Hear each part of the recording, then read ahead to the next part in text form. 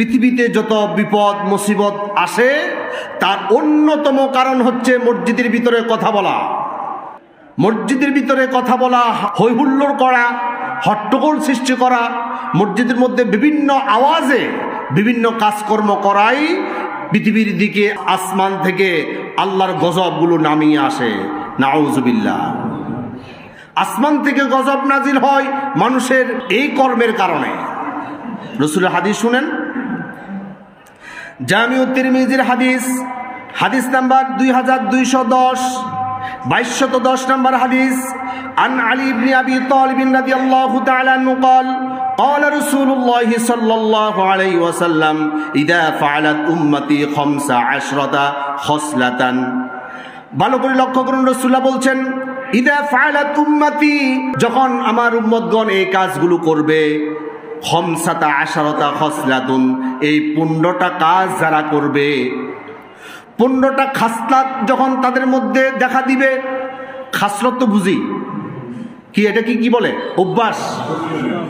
খাসলাত, এখানে রাসূলুল্লাহ সাল্লাল্লাহু আলাইহি ওয়াসাল্লাম বলছেন 15 খসলাতুন, এই 15টা অভ্যাস, 15টা খাসলত যখন আমার উম্মতের মধ্যে দেখা দিবে, হাল্লা বিহাল বালাউ, আল্লাহ সুবহানাহু ওয়া তাআলা আসমানি বালা মুসিবতগুলো হাল্লা গোটা পৃথিবীর জন্য হালাল করে দেয়। নাউজুবিল্লাহ।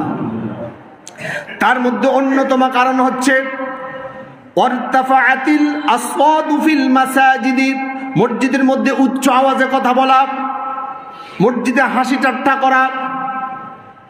এখন আপনি ভালোভাবে লক্ষ্য করুন, মসজিদে আপনারা কথা বলছেন, কথার ভিতরে হাসাহাসি আছে না, হট্টগোল আছে না? রাসূল সাল্লাল্লাহু আলাইহি ওয়াসাল্লাম বলছে ওয়ারতাফাআতিল আসওয়াতু ফিল মাসাজিদ, মসজিদের মধ্যে হট্টগোল করা, বড় আওয়াজে কথা বলা, বিভিন্ন ধরনের আওয়াজ সৃষ্টি করা। এটা কি মুরব্বীদের কথা বলছে না শিশুদের কথা বলছে? সবার কথা বলছে। এখানে কোনো মুরব্বীর কথা বলে নাই, যুবকদের কথা বলে নাই, শিশুদের কথা বলে নাই। এখন আমরা খুব আবেগ, আমার নাতি আছে ছোট, আমার ছেলে আছে ছোট, সে এখানে আসি হাডুডু খেলবে, আমি আমার হাতে করে নিয়ে আসবো। মসজিদটাকে আজকে খেলাধুলার জায়গা বানিয়ে ফেলছে। এত আবেগ ভালো না। এবার রাসূলুল্লাহ কি বলছেন? যদি বিপদ থেকে মুক্তি চাও, আল্লাহর গজব থেকে রেহাই চাও, তোমাদেরকে মসজিদের হেফাজত করতে হবে। কিভাবে হেফাজত করবে? রাসূলের হাদিস থেকে শুনেন। সুনান ইবনে মাজার হাদিস, হাদিস নাম্বার 750, আন ওয়াসিলাত ইবনে আসকা রাদিয়াল্লাহু তাআলা আনহু قال قال رسول الله صلى الله عليه وسلم, রাসূল পাক সাল্লাল্লাহু আলাইহি ওয়াসাল্লাম বলছেন